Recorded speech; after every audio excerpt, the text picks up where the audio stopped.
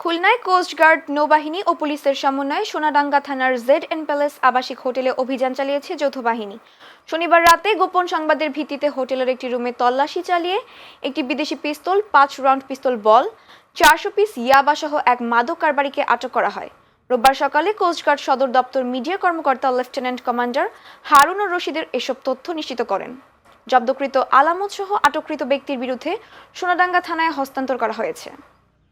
শনিবার রাত 11টায় কোস্টগার্ড, নৌবাহিনী ও পুলিশের সমন্বয়ে খুলনার সোনাডাঙ্গা থানাধীন জেড প্যালেস আবাসিক হোটেলে একটি যৌথ অভিযান পরিচালনা করা হয়। অভিযান চলাকালীন উক্ত হোটেলের একটি রুমে তল্লাশি চালিয়ে একটি বিদেশি পিস্তল, 5 রাউন্ড পিস্তল বল, 2,37,000 টাকা মূল্যের 474 পিস ইয়াবাসহ একজন অস্ত্র ও মাদক ব্যবসায়ীকে আটক করা হয়। জব্দকৃত আলামত সহ আটককৃত ব্যক্তির বিরুদ্ধে পরবর্তীতে আইনানুগ ব্যবস্থা গ্রহণের নিমিত্তে সোনাডাঙ্গা থানায় হস্তান্তরের কার্যক্রম প্রক্রিয়াধীন রয়েছে।